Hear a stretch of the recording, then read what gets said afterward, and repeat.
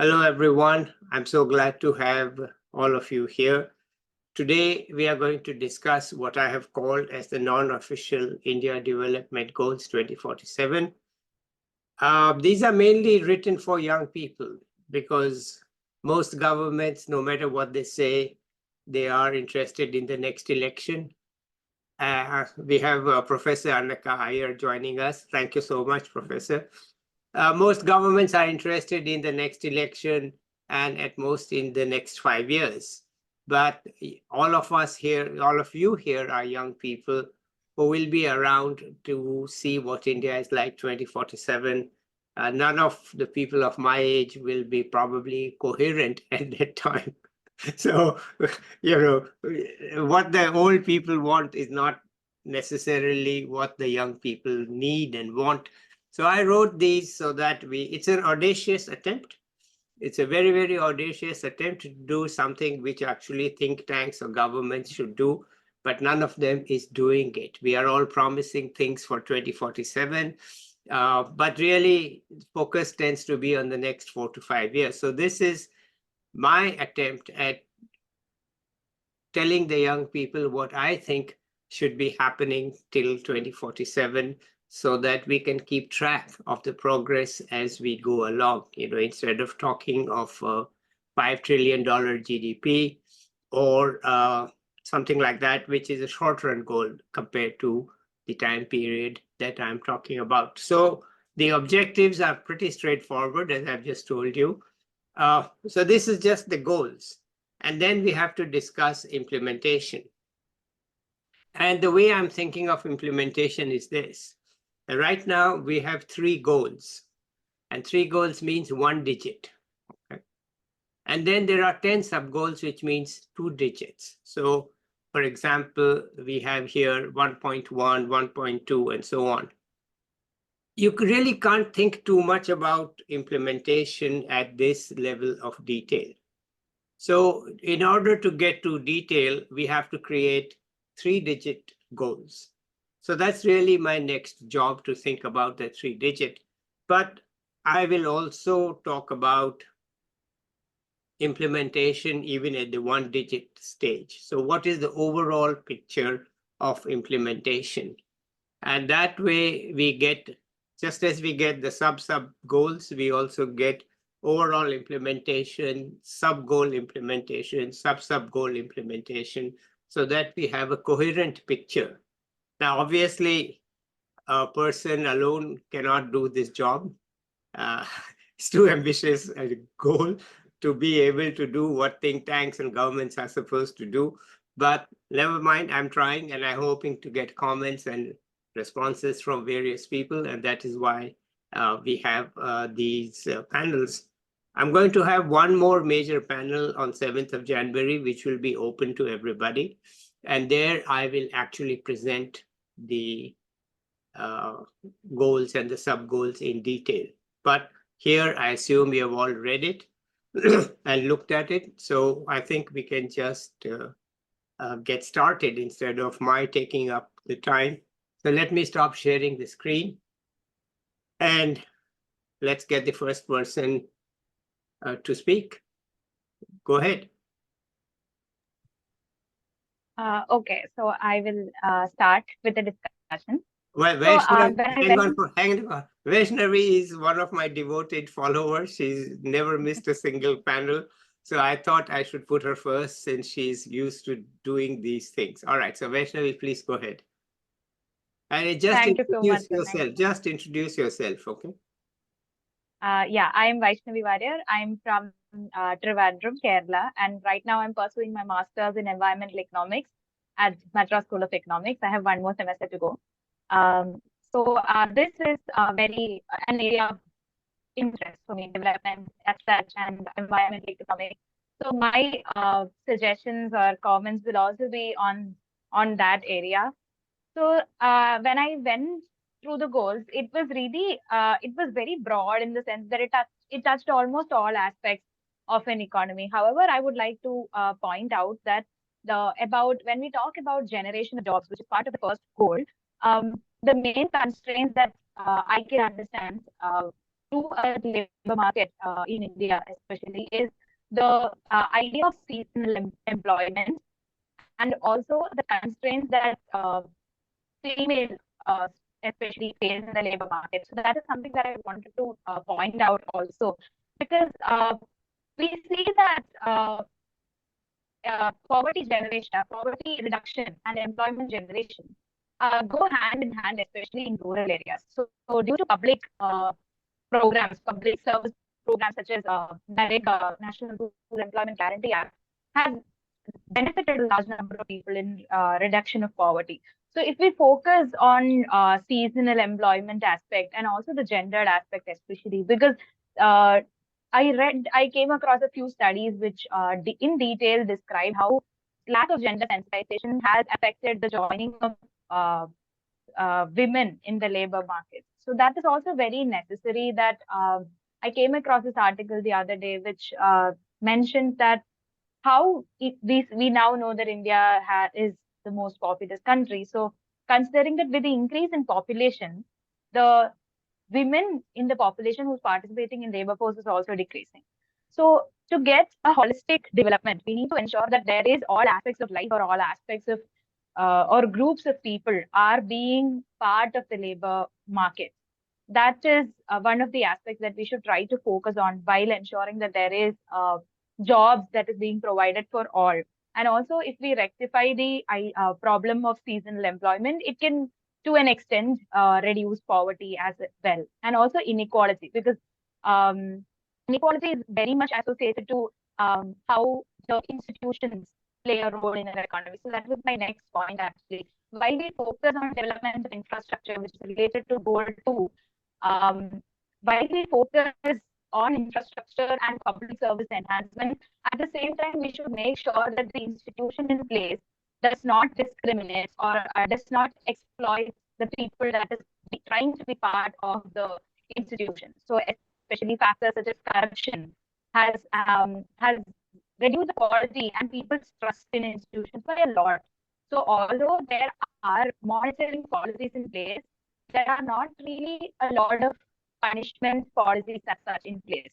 So we should also try to ensure that while we are guaranteeing public services, which will help in poverty reduction, a lot of studies, I came across a few studies as well, which was done very recently, which told that this inefficiencies in the institutions per se has caused a lot of issues in the market. So that is one other point that I wanted to emphasize on. And finally, my focus also went towards pollution and GHG emission, because that is also my area of interest. So when we consider the broader sense of development or sustainable development as such, we should not just look into the reduction of GHG emissions, but we should also try to protect the ecosystem as a whole. So different ecosystems which contributes to life, all aspects of life is being protected by different ecosystem services, which I study right now. So that gave me a lot of insight into how much the development and enhancement of environment as such is linked to growth and reduction of inequality as such. So we should, while we try to protect our ecosystem, we should also try to understand the concept of climate risk and how climate risk can translate into financial markets and how financial transactions on a day-to-day basis will be affected due to such issues. So when we focus on that, I guess a lot of banking system services are being hindered due to climate risk related aspects. So if we try to mitigate that through a lot of policies or maybe adequate mechanisms in place, such as network for greening the financial system. So if we bring up all that and combine something to, I mean, this is just my ideas and thoughts. So maybe that will reduce the risk that people face and which can also contribute to inequality in the society. So that is my take on the development goals. I'm sure there are a lot of other areas that I have not touched upon, but due to the limitation of time, I would like to stress upon these few points. Well, thank you, Vaishnavi. What you are saying to me is that I need sub goals. which lay out I need to flesh out what these things mean, and I need sub goals, which is exactly where I'm headed.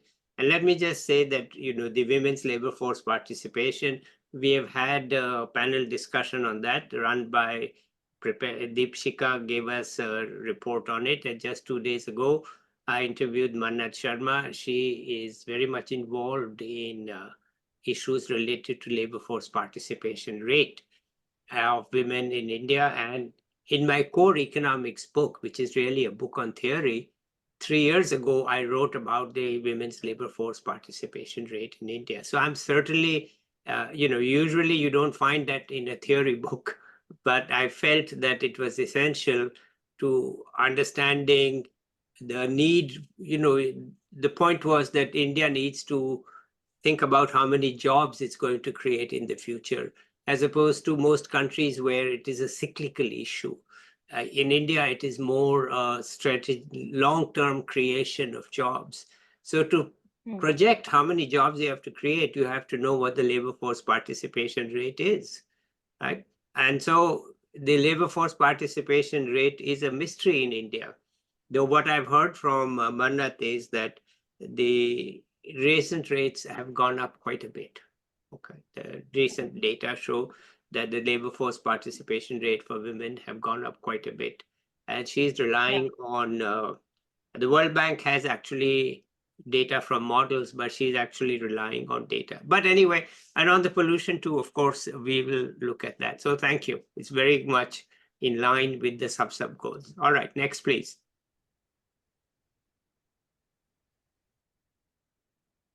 Am I audible? Yes.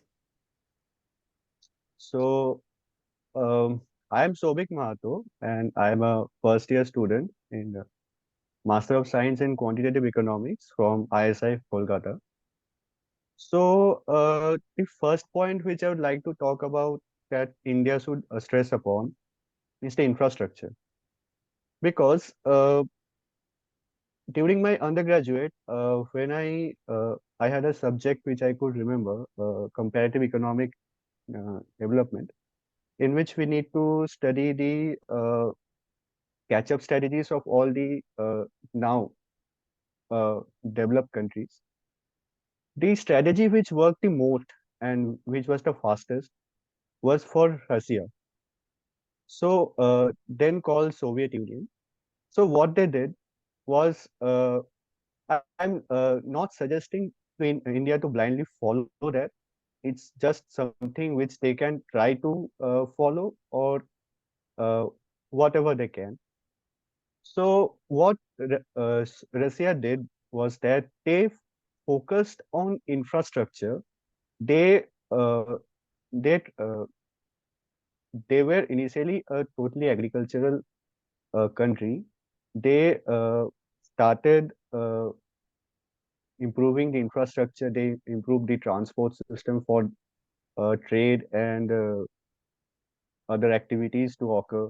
They established various um, important industries, important industrial points in the industrial zones for manufacturing to take place. Now, this India also tried to do during the second 5-year plan. They tried to focus on more infrastructure-based activities, which didn't work much for India at that time.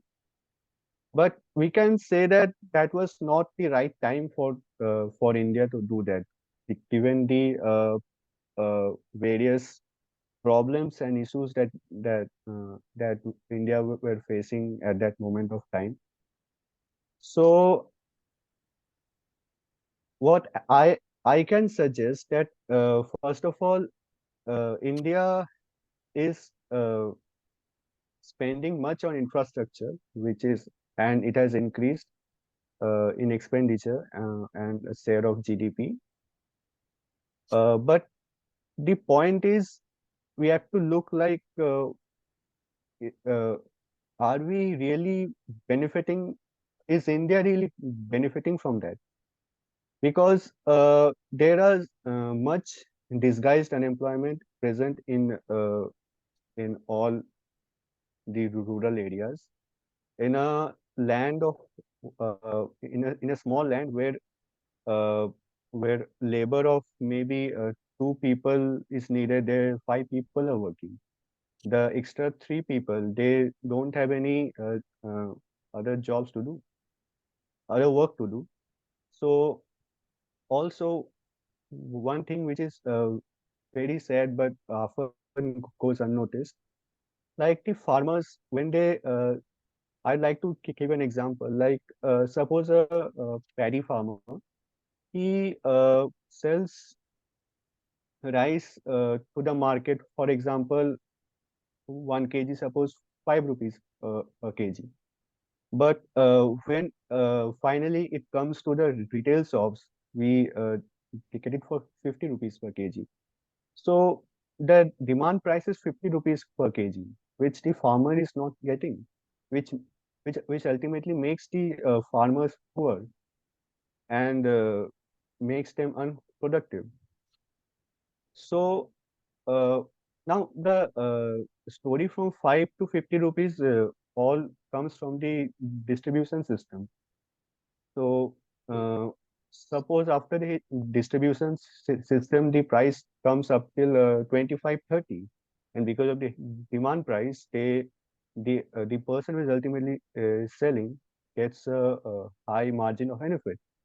So what I suggest we can do is without starting from 5, we can start from 50. And well, it's just an idea. And then reduce the traveling cost, transportation cost, the uh, profits of the middlemen. And if we do that, we can see that the prices which the farmers deserve will just come down to 20, and subtracting the cost of production cost, they can get a high profit. So the government can look into the distribution system and try to improve upon that. This is one thing. Another thing, infrastructure is needed because in rural areas, transportation and roads are a big hindrance for the goods and produce to reach the main selling points, markets. So the roads and the accessibility needs to be improved. The government is trying to do that, but also another big hindrance is the political interference. The political interference has been a major issue from the very beginning, and uh, it has not decreased. We can see that from the news and everything. So the government needs to look that where the money spent is being reached, and tries to have a good supervision. And another thing that India has improved upon is, as said by Vaishnavi Didi, is the uh, labor force participation rate of women. It has definitely increased from 17 uh, to 17% in 2022. Not 17, sorry, 25%. But it's far less than the of the world of the developed countries, which is 40%. So India should uh, try to India should do that in the education system for more women to participate in the labor force. First of all, the whole education system needs to be systematized. Uh, uh, like in one of the previous panel which it was being talked that there is a gap between the work requirements and the things being taught in the educational institutions. So that needs to be addressed upon, and and some vocational training of some kind some must be uh, compulsory in all the educational institutions to make them work ready. The point is, yeah, jobs. the government is trying to do that by taking much initiatives. But the point is, if the youth is not ready and for such jobs, there comes a delay, and that needs to be addressed. Another thing which I would like to focus upon that India should work is to focus on the youth, because the demographic dividend which as predicted by many economists, India will have a huge demographic dividend in the upcoming years. And if India doesn't improve upon the infrastructure as mentioned, and also the education system, we are far behind, because the education system in foreign countries are much ahead of that of India. Uh, Except of IITs and other ISI and other educational institutions, I'm not just saying there are many good institutions, but they only account for only what 10%, 15% of all the educational institutions. There are many more educational institutions which are where students just go and uh, and learn nothing. So the infrastructure of the educational system is a big thing to address, and the youth needs to be addressed, because if the youth is going to the right path, uh, the country is on the right way. So I wanted to mainly focus on the infrastructure, the distribution system, the youth, and yeah. Okay, thank you. Thank you very much, Shobik. These are all very valuable points. I think nobody would dispute anything that you said, and they will all, I hope they will all get into my sub goals. The infrastructure is obviously a key requirement. We all know that. Because without that, you can't have a really high GDP growth rate. You know, this is a key to having a high GDP growth rate. So it falls under that. You know, you can't really, and it also falls under equality of opportunity, because it's only the availability of infrastructure in the rural areas that gives the equality of opportunity to those people. So just building highways is not enough. As you said, you have to build the village roads and so on, so that you have equality of opportunity. So these are all, and the distribution system of agriculture, I think, is one of the most politically contentious things in India. And it's not an easy one to tackle, but unless the farmers get a better price, and not through MSP. MSP is of course there, but MSP is very costly, and is actually from the 1960s. It's kind of an outdated idea in today's time. It was very important then. We were a food short country. I mean, I was there at that time. I know what food short means. So, it's a different country now, and we are still stuck with the pricing system that reflects the 1960s. So this new scheme has to be in place, right? And education, of course, the education system for the average poor person stinks. There's no other word for it. It's just terrible.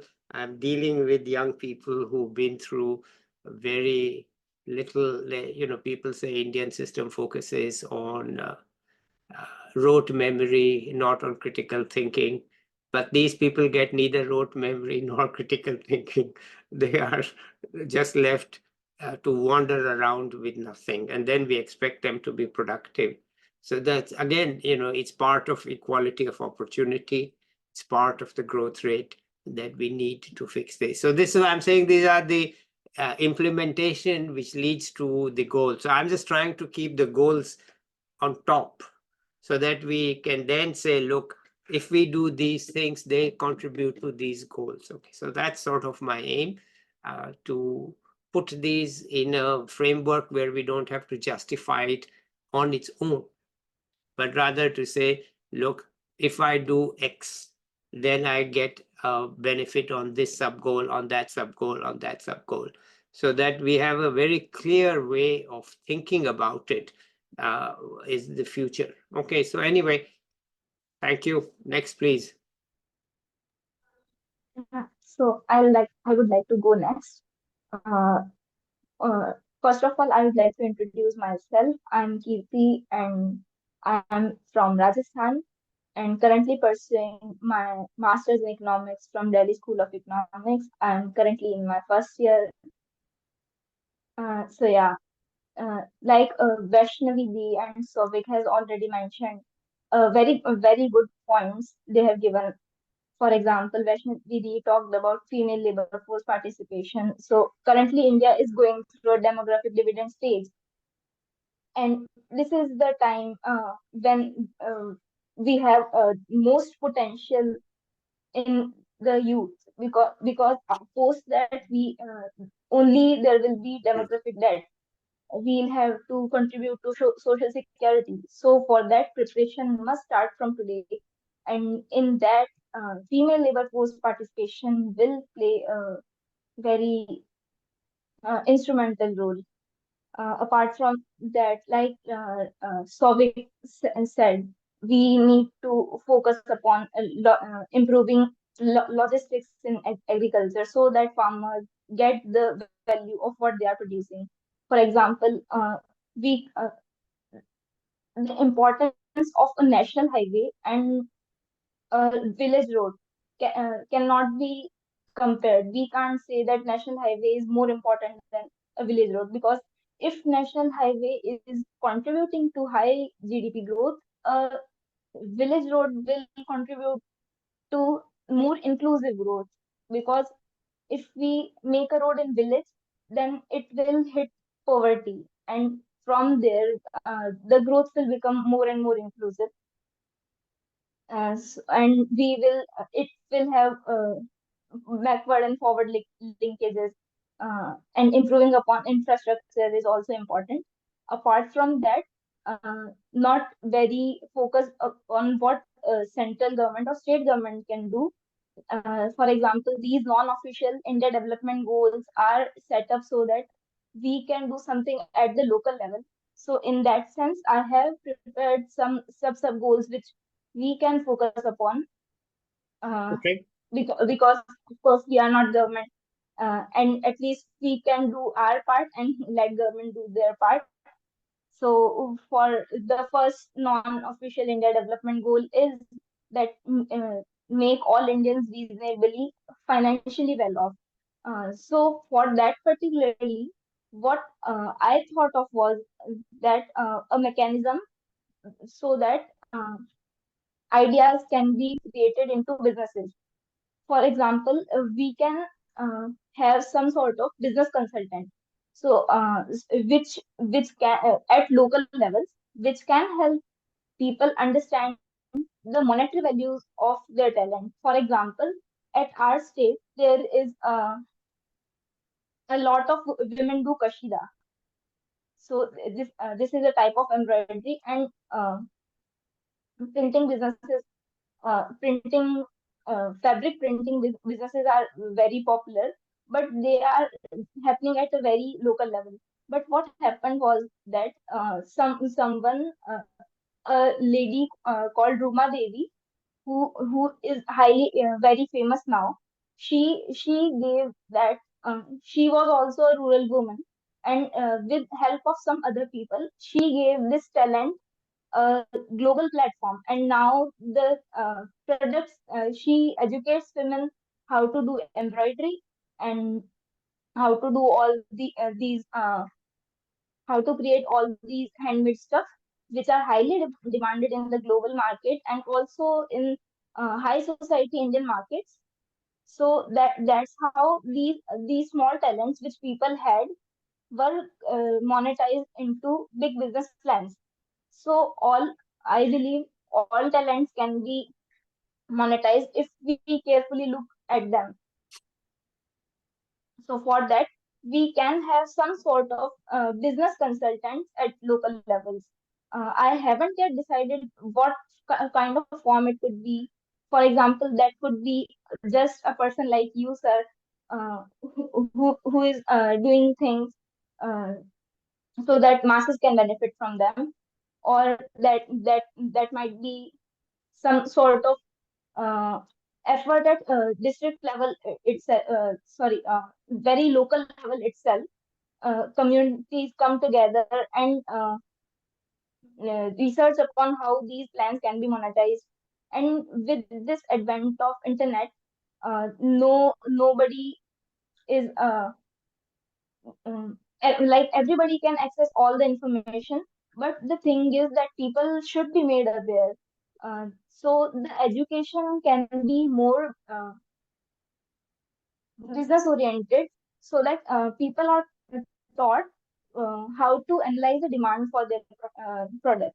Because whatever talent we have, painting, singing, or dancing, for example, stand-up comedy is now very famous, and it can be monetized in a very good way. So nobody might have ever thought of that telling jokes may be a business, but it can be. So I believe every idea can be made into a business. One just needs to understand that. So on what kind of consultants, how exactly, what form will this business consultant body take? For that, I would like use of all the panelists and yours, so that we can decide what can we do in this line.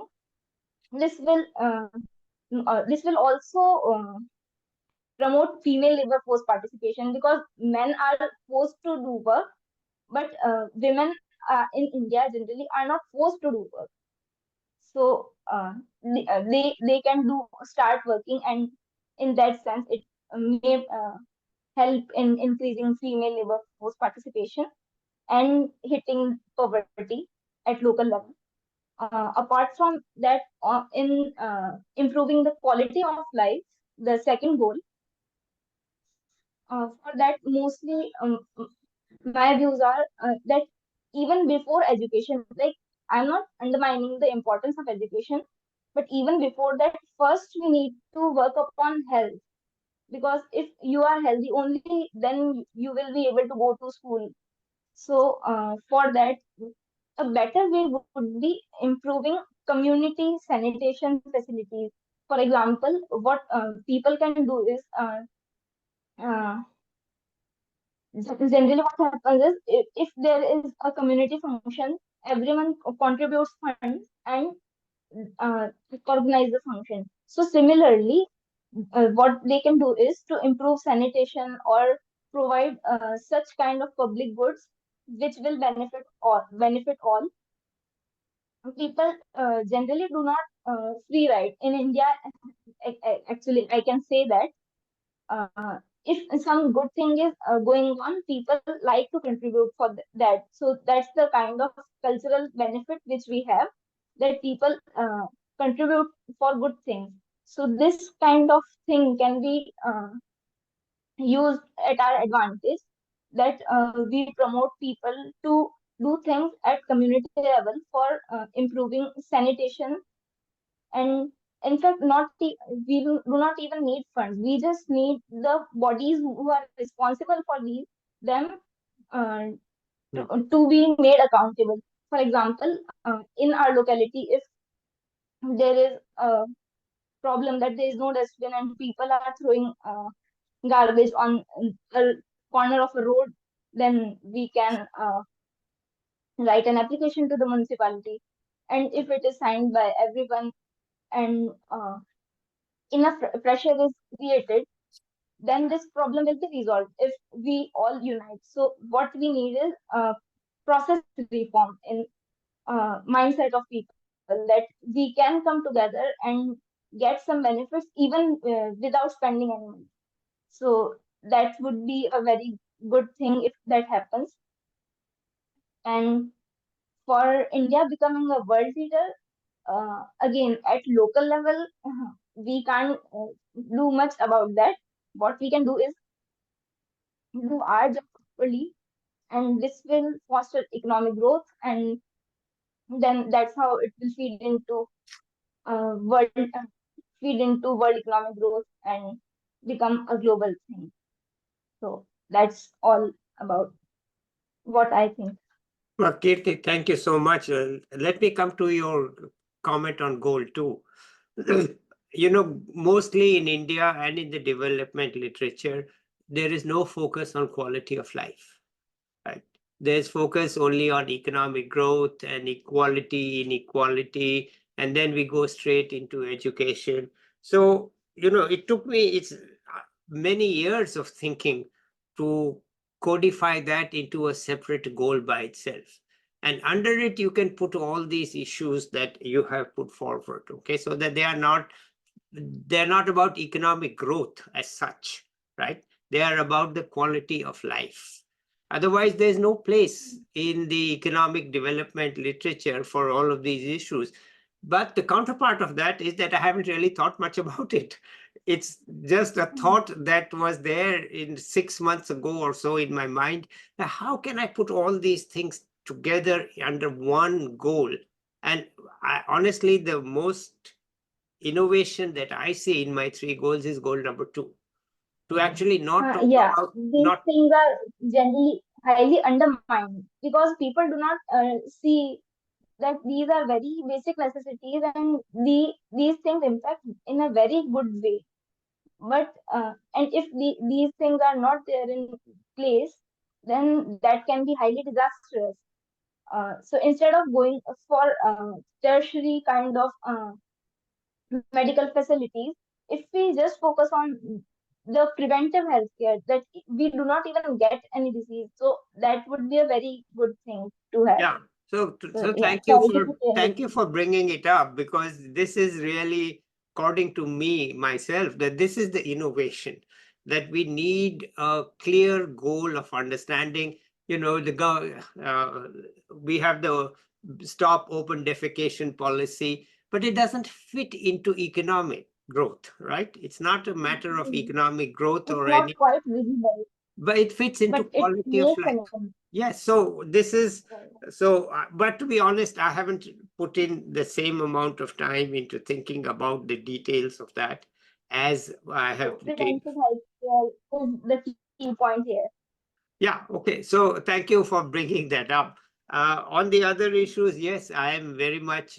Let me just tell you briefly. I didn't want to talk about it myself here, but let me tell you briefly that 2 years ago, I started sitting in the US and being a thinker, not a practical person, a nonprofit group in India, which we have not yet formed into a legal structure. It's called Lift Up India 2047.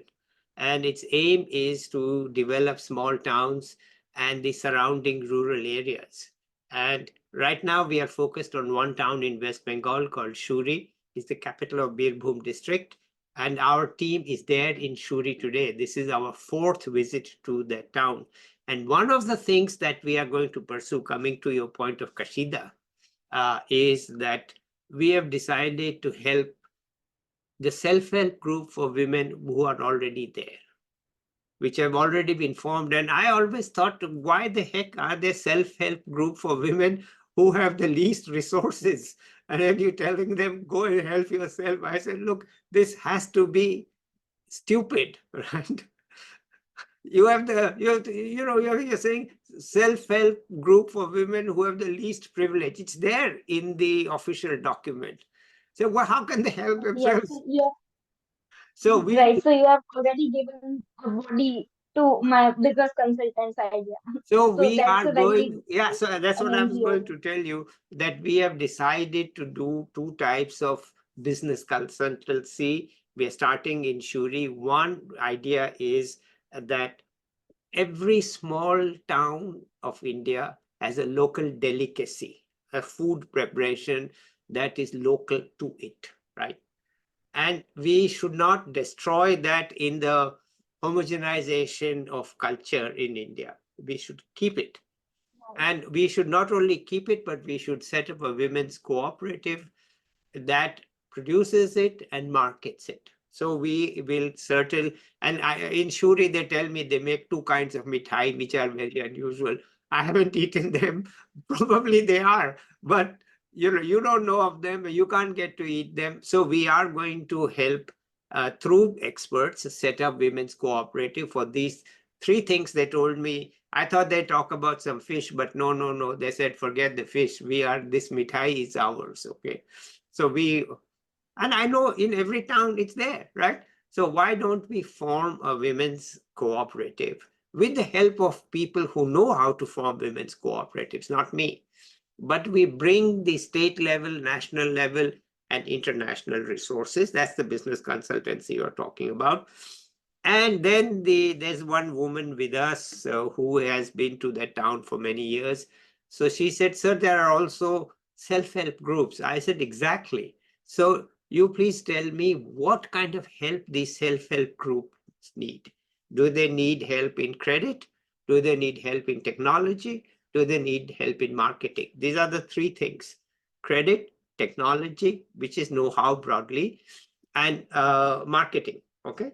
And if they need it, then we can provide it. Okay. Because I can't provide it, but I have connections. I have people all over the world like you and seniors. And all my supporters have. So we will bring those resources. And we have then a model which we can replicate in small towns and the nearby rural areas first. Small town means population of 1 lakh or so. So nobody knows the name of those places. They are very unknown, but we have selected them so that they have a reasonably good road connection, reasonably good railway connection. They have a college, they have a hospital, and they have at least 10 Mbps internet. And nowadays, 10 Mbps in these towns is easy. Okay. So and it doesn't work perfectly, it doesn't work all the time, but we can get somebody from outside to talk to the locals, right? That's how we can bring the resources.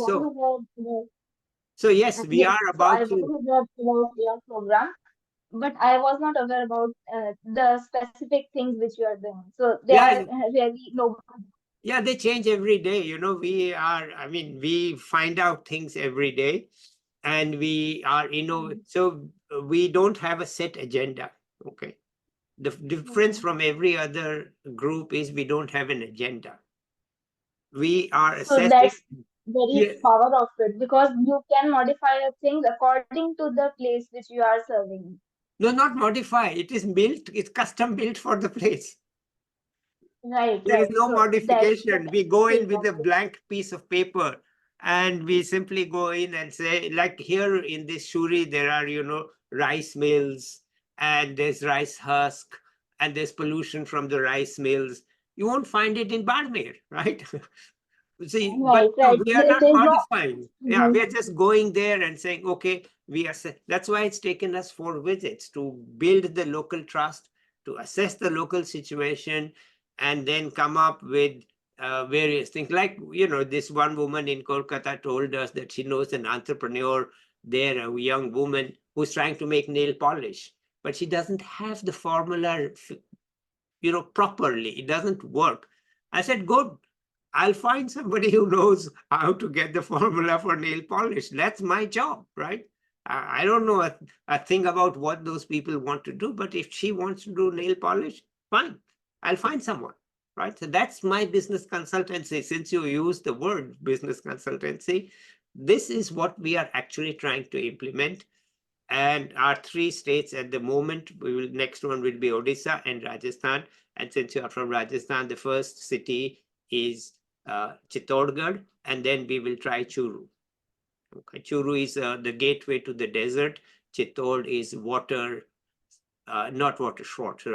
Anyway, and it's not about me, but since she mentioned business consultancy, I thought I should say, yes, we have already begun this process and we are working with the existing institutions that are well known. I mean, self-help groups in India started in 1980s. Women's cooperative date back to Lijjat Papad. Lijjat Papad is Right. started in 1959 and it is an international food. So by now there's a lot of, and even in West Bengal, we have several women's cooperatives. So it is not an innovation to set it up. You It's just need marketing just do it. No, it's and not. some sort of guidance. Yeah, so you have to get there. There's so many government schemes. So the point is you take advantage of the government schemes and bring the actual benefits of those to the people. That way we don't have to spend our own money, right? If the government's got a budget already and people already, we just catalyze those people and the target beneficiaries. Now I'm talking like a professor, okay? We take the target beneficiaries, we take the government schemes, and we are in between. Since we have status, we are able to talk to the people who administer the programs. Like I'm able to contact SIDBI, SIDBI. SIDBI is responsible for supporting small firms. I'm able to contact them. And my people are able to contact the small firms, and we are in between, and we can catalyze. So this is the business consultancy. Actually, what it means is that you use the government funds and make sure that they reach the target beneficiaries. And in case the government's not doing something, it's fine. We can bring it on. So the implement, and since now I'm talking, there's a reason I don't talk, because once I start, I find it hard to stop. So I have a 5-point plan for implementation: the central government or the union government, the state government, then the district authorities, because really in India, everything runs on the district authorities. You cannot get Right. anything done till you have the district authorities with you. Even in the villages, you need the district collectors, okay. They won't do a thing without it. Fourth, you need the municipal governments in the cities. And fifth, you need the non-profit groups, which is me, my Right. Lift Up India 2047. And unless all those 5 are ready, we are not going to get the goal. So anyway, thank you. Let me stop talking and let Pranoy get on with his views. So Pranoy, please. Yeah, sure. Thank you, Dr. Mathu. Thank you for all the speakers who were speaking before me, Shavik, Kirti, and Vaishnavi. It was all insightful. I was just chilling at the beach and listening at what you had to say. Like, it was really enjoyable, really insightful. Thank you for all of that. So, what I'm trying to say, the argument that I'm trying to bring in here is ultimately the growth versus development argument, which I believe has been extensively touched upon by speakers who were speaking before me. So when we speak about India as the next world leader, like in the next few years or so, we see that the IMF and the big banks like Morgan Stanley and Goldman Sachs are predicting India to be the second largest economy by 2047, the third largest by 2010, and all of that. They're bringing up all the real GDP numbers, the growth figures, all of that, which will ultimately lead to India becoming at that stage. But what people ultimately forget to discuss is the development argument that is happening around. Like, if you look at India, like Shavik and Kirti and Vaishnavi was discussing about the the development patterns, like the perils that the laborers are facing in the country of India, has been like uh, has been really a big cause of concern. Like, if you see, like I've talked about this to Dr. Subodh in the last one-on-one discussion, like, as well, that the development that the states are having in India is not that equitable. We see that the correlation between the per capita income and the income inequality in the states are very low, which means that while we look at the per capita figures, the real GDP figures, we see that India is growing at a larger scale. But when we look at the bottom cycle, we see that the inequality is dragging India down. If we look at the health sector, if we look at the educational sector, we are not stepping up the game. And I know, like Shavik mentioned this as well, regarding you know uh, the labor participation rates and how the disguised unemployment is existing in this country, which essentially brings to the argument that while India is striving to create an export-led economy to rival that of the China, we realize that prior to 1990, China was far behind us in or at the same level as us in many ways. But after 1990, the reforms took in India, but the China, like, shifted the gear, and uh, advancing at a far higher rate. And we see that right now, right at the moment, we see that India is still following a colonial type of trade policy where we manufacture uh, where we export primary products and we import finished goods and finished products. But what India is really aspiring to be is to set up an export led model of growth, while economists predict that India is going to be on a consumption led growth for a longer period of time. So what will be required of India is to generate enough talent to generate products that we can export outside of India, that we can mitigate the problems, that the ground level problems that's happening in India, like inequality, like the healthcare issues, educational issues. So we see that much of the younger school children in India, like people who are in the 5th standard, are not able to do the second standard mathematics or problems. So we see that a lot of problems are existing with regards to the educational structure. We need to change the amount of children, the teacher to children ratio that's there in the classrooms of India. A lot of such issues has to be dealt first in order to make sure that India is not actually growing. India is not actually growing in terms of real GDP or real GDP terms, but it's actually developing in terms of health, infrastructure, education, and whatnot. So, to make sure that that happens, we need to generate a competitive environment, which China has been successful in generating over the past few years.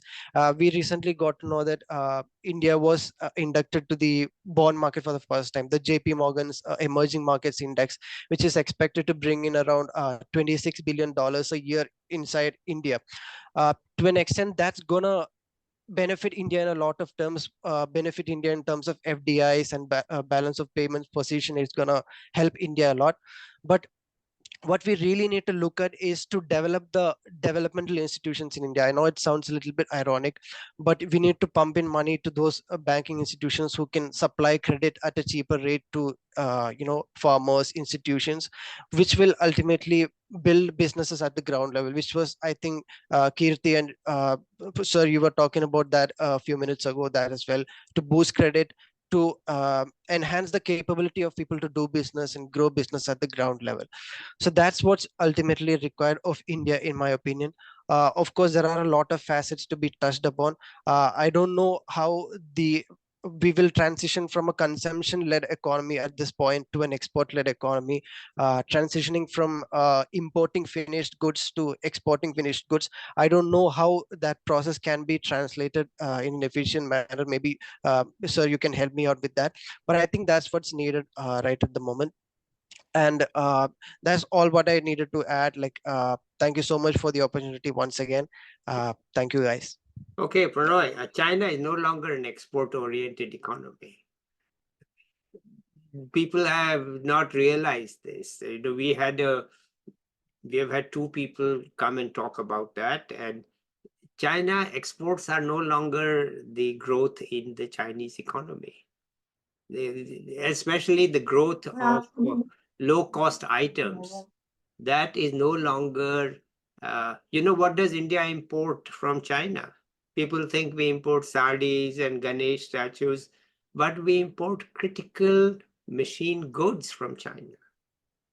If you look at the top 5 imports that we have from China, those are not household items. Those are not the cell phones and all across the world, trade is no longer the key driver of economy. So China has actually transitioned from an export-oriented model. And the thinking is that we can take China's place. Okay. China is no longer involved in those. So when you say iPhone is no longer manufactured in China, iPhone is no longer important in China. The manufacture of that is no longer the driver of, what's important is that for example, we are buying planes from Airbus, 500 planes. Okay, great. China is going to be partly making those planes. Airbus is setting up production in China. That's what their export is, not these small things like TikTok and this and that and all, that image is outdated. Okay, now Chinese economy is also in trouble, but we need to, and I'm glad you've talked about China, because we need to focus on catching up to China. We really do need that. And you have basically said that, look, India is not homogeneous. It's not one economy at all. Okay, there are 2 or 3 economies in India, whether you look at it geographically or you look at it in terms of income distribution or by sector. Yes, we have a very, very diverse economy. And I'm certainly trying to create jobs in those small towns. So we are working with the what to call in India, the medium, small, and micro enterprises. There are very few medium in these small towns. They are mostly micro. And the government has a definition of micro, small, and medium. And we are trying to grow the more ambitious micro into the upper category, which is small, and hope to create jobs in those towns through this process. And we work with every district in India has a district industry center, which is supposed to help these people. So we have established good links with it's called DIC, with the DIC in Shuri, and with not just the manager, but with all the staff, because you need the local support. And we will provide the help to the small firms, whether, the 3 things are the credit, the marketing, and the technology. Okay, either of those 3 things, whatever they need, we can help those. So we aren't yet doing it because we are preparing a lot before we do it, because it's a completely new idea. Okay, and it takes time for us, the practical people, to get it. It takes time for the government people to get it. I mean, this is our 4th visit, but on this visit, they didn't, the district magistrate, the DM, the collector said, I don't have time. I know you guys very well. Please see my deputy, which is what we wanted. But the deputy was very skeptical. Okay, it took 3 hours to convince him that, yes, we know what we are talking about, because you're coming from the outside. You are trying to say, most of us aren't Bengali speakers, but we can still do it with you. So at the end of the 3 hours, he's on our side. He's saying, when will you come next? So it takes a lot of time and preparation to come up with a new idea, but ultimately the idea which we have is to create jobs there. And these will be, since we are talking to economists now, labor-intensive places. The capital required per job is smaller than in FDI. So certainly we hope to be in 60 towns in 4 or 5 years. And the model, now I'm again preaching, okay? So please put up with me. The model has to be such that it does not rely on a local champion. The model has to be strong enough on its own that people can look at it and modify it to their place. That it doesn't require, in the end, external expertise or too much of external. Yes, in the beginning, we provide the external, but ultimately, the model does not need a local champion. So we will be in Shuri in 6 or 7 different things.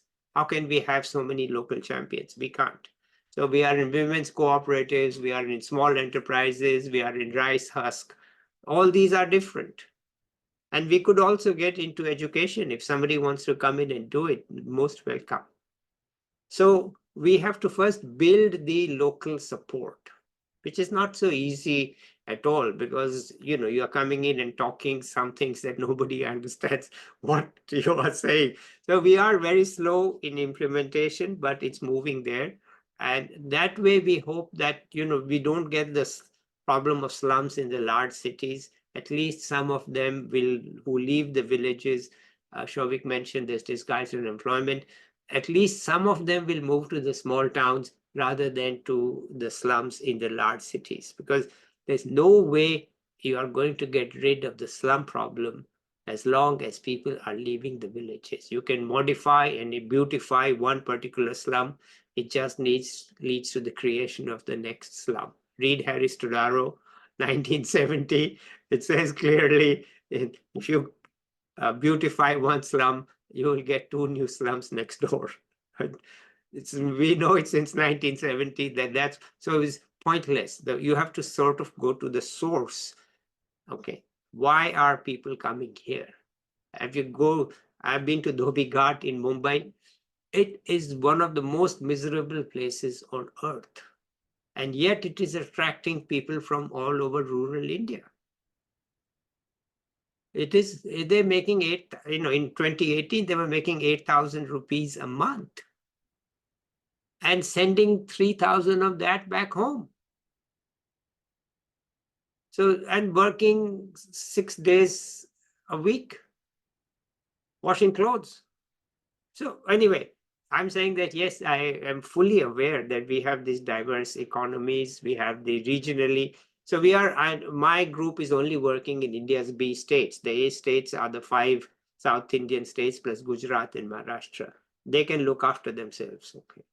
They are, if they were an economy, if they were a country, the 5 South Indian plus Gujarat and Maharashtra, people would be rising up in applause and saying, wow, because right now what's happening is that through the budget, we are subsidizing the North from the money of the South. Okay, put it pretty simply, that's what we are doing. But if that subsidy stopped, right, and further the North is getting employment in the South. Okay, if you go to the big cities, Hyderabad, Bangalore, you will find that they're full of Biharis, Bengalis, Odias, and so on. Right, so they are all there.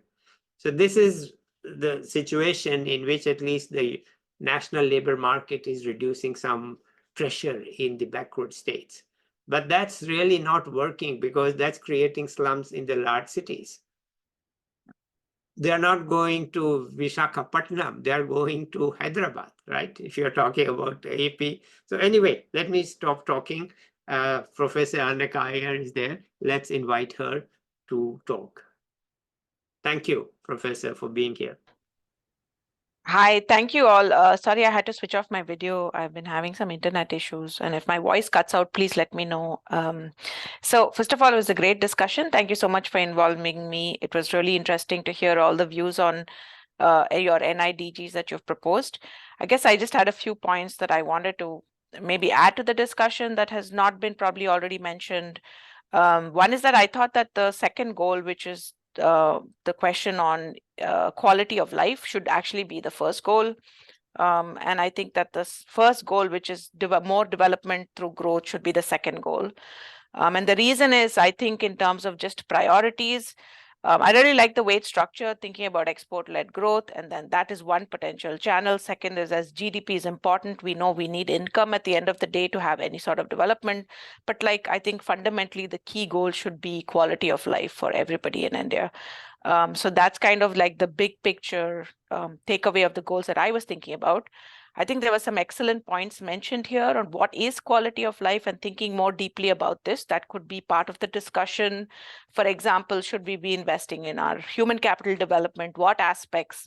There was a very robust discussion here on the labor markets, and everybody here made some excellent points on what type of investment should be women-led, youth-led, business-led. What is the goal for us? So I think going a little deeper on those things. Second thing, thinking about health. Should we be investing more of our resources to getting better health? And how should we be thinking about health? Because now Indians are more likely to suffer from non-communicable diseases like diabetes versus undernutrition. So should we be investing more in hospitals? Should we be investing more in public nutrition programs? What is that strategy on the supply side? And on the demand side, can we have how impactful will be programs like health insurance that will get people to access to doctors versus public health campaigns that will improve people's health? So thinking a little more about that. I know also I don't want to discuss that a lot of great discussion on the education sector and the importance of, improving the quality of education that we're delivering at all levels. We had discussions at the high school level. What does it look like? At the college level, what does this look like? And the preparedness of the youth who come out of these educational institutions to meet the global demand that we see over here. So I think those would be some of the issues on the quality aspect of it that could go a little further. And also briefly touched upon the issue of climate change and pollution and those kind of parts of it. I think those are very important questions going forward. We're already seeing the backlash of having like terrible weather events in India and across the world, but also in India. So I think that would be very useful to think about. Another aspect that I thought was interesting in this discussion was also thinking about who is the market for India. So one, obviously, like we think about this as global markets as driving Indian demand, but the fact of the matter is we have 1.2 billion people, and that's a huge consumer market in and of itself. So can we think of business development, entrepreneurship, development of businesses that support the labor markets to cater to demand within India itself, because that can have very positive reinforcing outcomes. And I think also, like Subodh, you mentioned this, but we talked about rural development. I think as urban people, we think more about urban issues. But I think that the rural aspect and the discussions on this is quite important. Thinking about what kind of technology investments, as you mentioned, would be better for rural development going forward? How do we improve our agriculture systems so that we can feed the populations? 1.2 billion people is not a small amount of people to ensure food security for.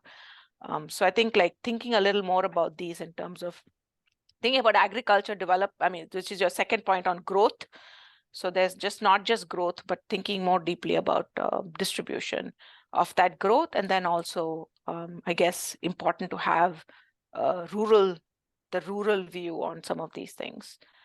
And then, of course, like we've touched upon this in the past, and you again touched upon inequality itself. I think this is a common broad theme that has been brought up by everybody, whether it's gender inequality, age inequality, rural-urban inequality, state-level inequality. So that may be an interesting and important aspect if you're thinking about, as you mentioned, reasonable development for everybody. Yeah.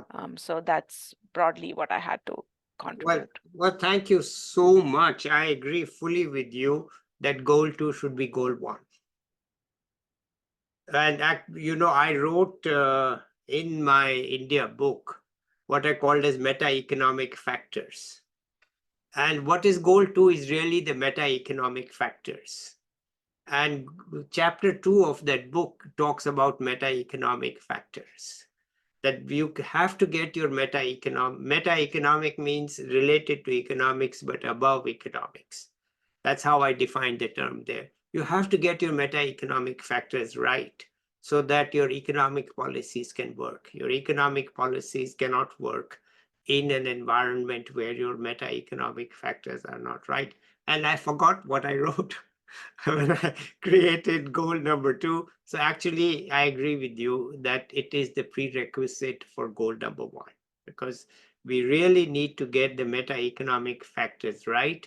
And I just need to go back and see what I wrote in my chapter 2, because that book was designed to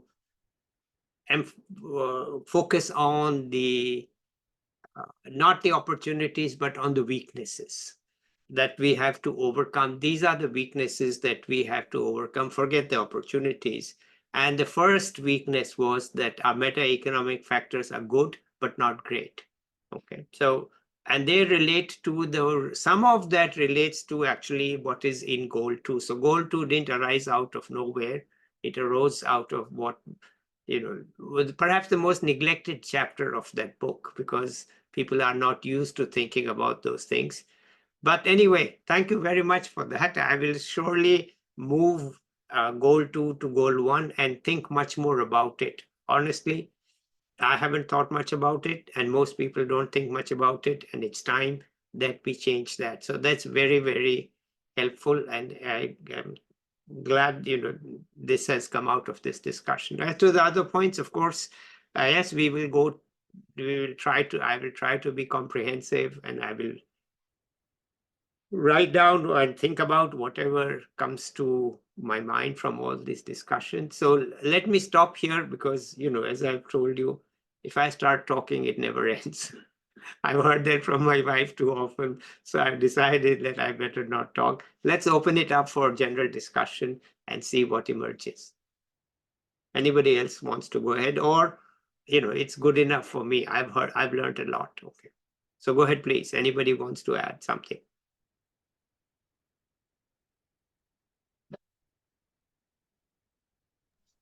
So I'd like to add one thing to all of the discussion. Along with focusing upon the goal, we must ensure that we are highly resilient towards the negative economic shocks, because uh, in comparison with growth, it is even more important that we are highly resilient, because if we are going very fast, and then suddenly from somewhere some shock comes up and we are not able to cope up with that, all that growth will then be of no use, because everything is gone in one shot.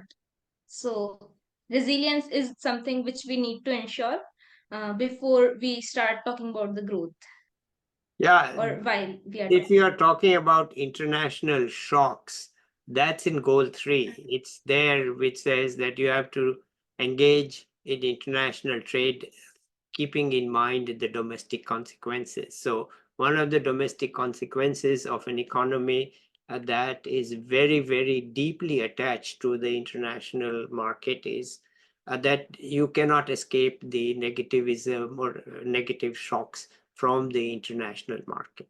Okay, you just cannot. For example, if you have your energy source is imported oil, okay, then you are bound to be exposed to the oil price shocks, which we were, right? You're bound to be exposed to the oil price shocks.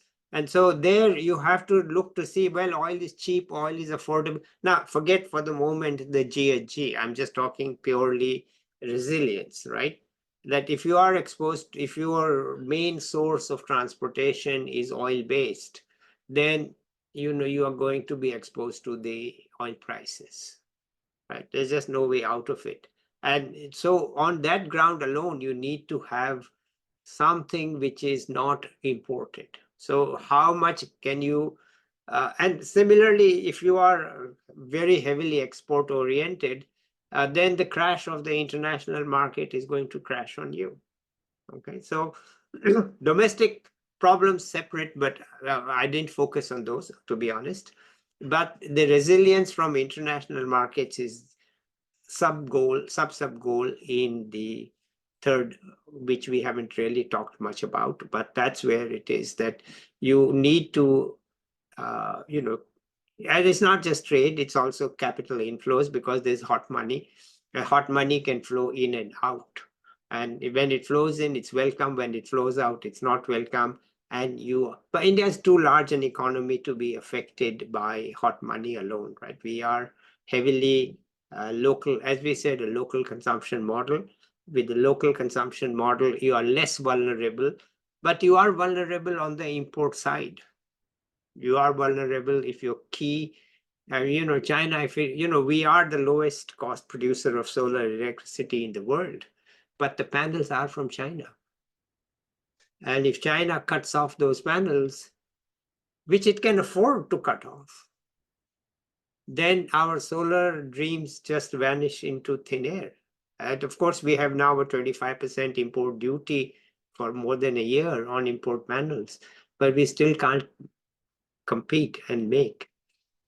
So we need to be, so what I'm saying is, partly to avoid these issues, we need to be internationally competitive, right? And then recognize where are the security gaps. Certainly to my mind as an economist, the main one is the reliance on imported oil, which is really unfortunate, because we are always exposed to the oil price shocks, always. And there's no serious, we're talking about renewable energy, but that's to generate electricity. The oil is not used to generate electricity. We are using coal or we are using natural gas, but the oil is mainly for transportation and for commercial and industrial heating in boilers in factories. And we need an alternative. And instead, what we have done, which is a good thing, is we have put LPG everywhere. Okay. Now, it's certainly helping the women there, no point about it, no question. But you are now exposed to LPG. because you don't make it, it's imported LPG. So even though we set up a system which is really very helpful to women, and I'm all for it, but we are thinking in West Bengal of making a biogas stove, because this dependence on, and then we subsidize the LPG, which sets up a domestic budget issue. Okay, so first you set up an import issue, then you set up a domestic budget issue, because they can't afford it. And even now what you hear is that they really can't afford the second or third cylinder. When the farm incomes go down, they can't afford the cost of the subsidized cylinder, so they are back to the old method. And so it's a very tricky thing, but I will say that relying on critical things for imports is not a resilient, strong strategy. So it's there in the third core. But as to local shocks, climate change shocks, we have talked about those, and we are already witnessing those. There's one student in Netherlands, he's writing from Kerala, he's writing a PhD on the resilience needed in Kerala to floods. In 2018, one part of Kerala had major floods, and the government was very fast, and they did get support from the World Bank on that. But the overall strategy to deal with climate change, the resilience to that, we don't have. It's called adaptation, by the way, in the technical jargon. We are focusing too much on mitigation, which is renewable energy and so on, and not enough on adaptation. And adaptation is actually the only way out for resilience. We have to have, and even I don't know what we could do in adaptation, because nobody thinks about it. Nobody thinks about it enough, that there are studies and reports. When you look at adaptation reports, you can find thick reports on solar and wind. And I'm one of the earliest proponents of solar since 1992. But now it's time to think of adaptation. Your point on resilience. And we need to know which crops are going to survive, even if the climate changes, in which parts of the country they are going to survive. Because as Aneka mentioned, feeding the people is the first priority. And if you become like Pakistan, 1/3 of Pakistan is flooded. Well, the climate doesn't know the difference between Pakistan and India, I assure you. If it's decided to flood Pakistan and people in Bangladesh, then it's going to flood you in India. And how are you going to cope with it? We don't have a plan. We don't have a plan. I don't know what to say. If you ask me, you're talking so much about adaptation. Do you know what to do? My answer is no. I don't know. I can't find it anywhere. So that the young people should, Vaishnavi is focused on the environment. You should look at adaptation. I thought I would write a book on adaptation, 60 pages, just showing how little we know. But maybe I'll write it. But this is resilience to climate change is from adaptation. And you have the COP28. Everybody is there in COP28, and they're setting this target. Okay, can we avoid 1.5 Celsius by 2050? And everybody knows it's not going to happen. And there are thousands and thousands of people talking about mitigation. And there's not one person there talking about resilience and adaptation. So young people should focus on adaptation. What are we going to do in the beaches? I mean, Bangladesh, I've heard from all the young people that the fisher people are already losing their produce. They're already moving into the cities because they are sea level is very low. Some of their living places are below sea level already. So the sea is already rising in Bangladesh. Pakistan's already been flooded. How long will we escape? And yet all we do is we pledge things on solar and wind. I mean, solar and wind to me are 20th century technologies. We should stop thinking about it. We should start thinking about adaptation. Whether millet is really more resilient or not, we should think that. Okay, enough talk from me. Let's have some comments from others. I would like to talk about the health aspects that ma'am was mentioning, and how lifestyle diseases as such have started showing a trend in the country. So that is really concerning when diseases start to show a trend among the population. Let's say issues such as thyroid or cholesterol or sugar levels are showing how people in different parts are also being impacted. Like there is also regional cluster formation with respect to how diseases have impacted people. So like ma'am mentioned, what part of health are we focusing on here and how we should carry out the expenditure? What is the value that we should assign to life and what is the importance of indicators such as CALI, quality adjusted life years?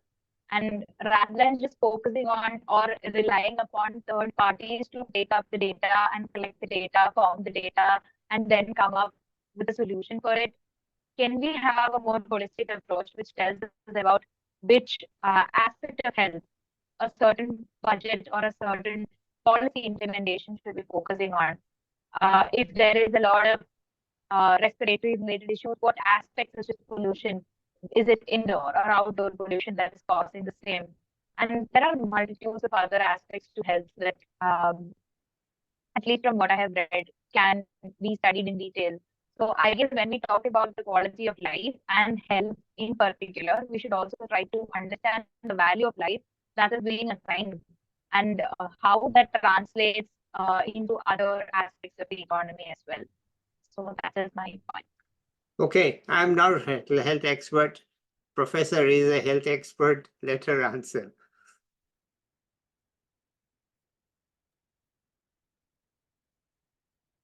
We can't hear you.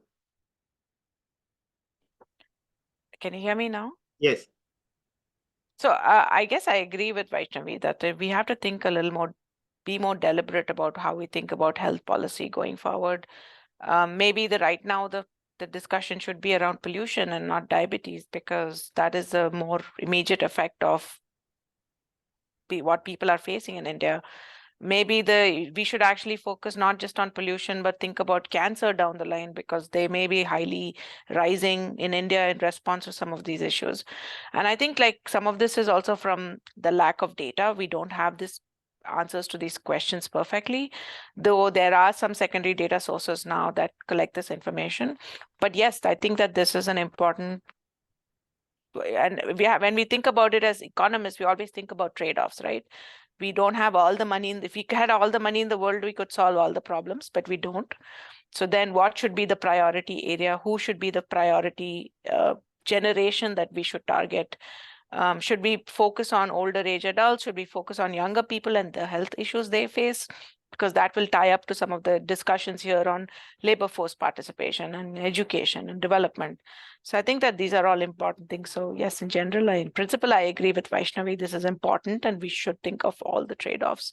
And as you're thinking about this book and all the goals, then thinking through some of these issues on, or at least suggesting some interesting policies on what should be the focus for 2047 would be great. Yeah, well, the point is that health is an intervention. What you're talking about is health interventions. I want to track the impact of that intervention on the different goals. So that way we know what is the impact of focusing on non-communicable disease, which is highly rising in India. On which goal does it affect? That's why I focused, people say, why are you talking about goals? Why not action? I said, look, I want to know to which goal they are contributing. Okay. I mean, if primary health is going to contribute to equality of opportunity, right? Then that I understand that, look, this is where its importance should be. If non-communicable diseases are going mainly happening to, prosperity is toxic, we know. And if prosperous people are getting non-communicable disease, then it shouldn't be really a matter of public policy because it doesn't contribute to any of the goals. So this is the point of the goals, to see which policy or which suggested intervention goes to which goal or which sub-goal or sub-sub-goal, where is it showing up, and we have a complete framework. They're very crazy and audacious idea to actually think so broadly.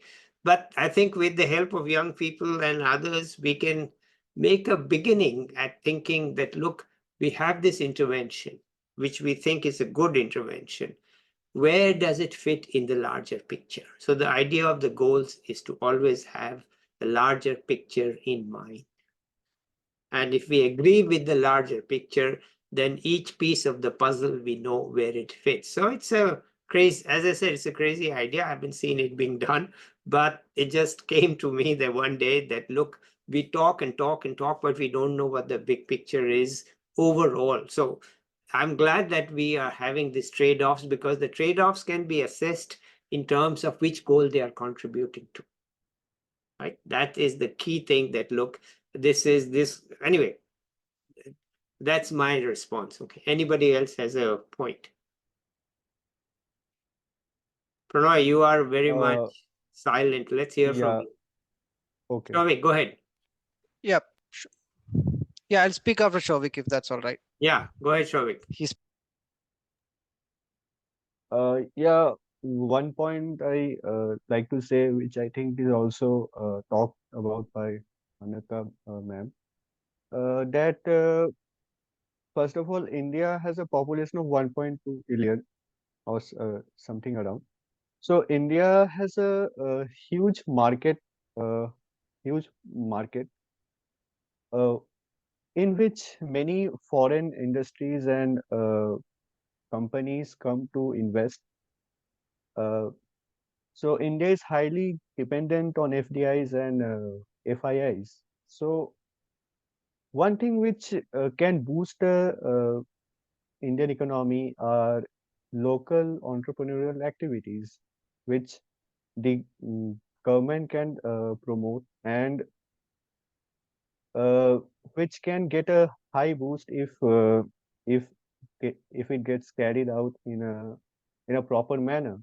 The societal dogma is that we study, we do and get a degree and get a job, which is very good. I'm not against that, but it should not be the only thing.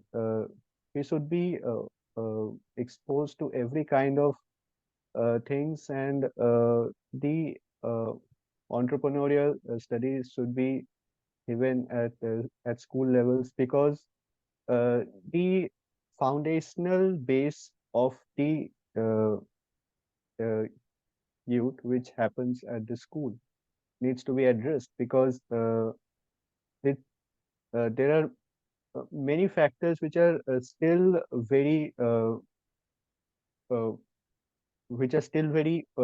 old and pertains to the uh, what the system is like of what has been in the a century ago.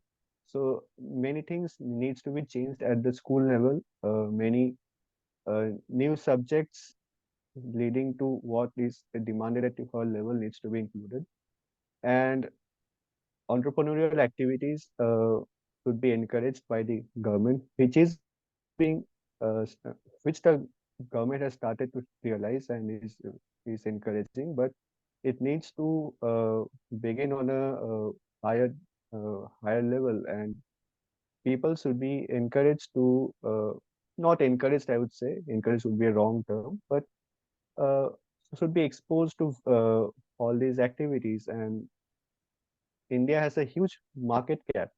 So instead of us relying solely on foreign industries, foreign companies, we can also proudly say that India has a indigenous uh, companies which gives employment to many people, so that it can uh, develop our service sector as well as our manufacturing sector. Well, Shavik, let me share some good news with you. Okay. Two examples. I talked 2 days ago to one of the co-founders. He's a fifth-year student, engineering student, final year engineering student. I'd already talked to his co-founder, who's a woman who just didn't do her master's degree from Delhi, just did a bachelor's degree. And they are creating the storage. You can't call it a battery, okay? for a motorcycle that has a range of 800 kilometers in India. And he said to me, sir, the next 10 years will be India's startup years. And I asked him, how hard was it for you? He's in Tamil Nadu, he's in Chennai, though he's studying there in Anna University. And she got her bachelor's from Delhi. And he said, sir, it's very easy. The government has set up so many facilities. They are incubators. We go there. They don't ask us what we do. They let you do what you want. And it just sounded so crazily optimistic. And, I asked him, I have quite a bit into batteries. I asked him and he knew all the answers far better than me. And he said, oh, yeah, we'll do it. Okay, we'll do it. Then I talked to a second-year student at BITS Pilani. He's taking a gap year, which the BITS Pilani permits. And he and several other friends of his, he's just laughing at me and saying, sir, show me your problem. I'll solve it. What is it that you want in these small towns? What do you want? What do you want made? Just tell me.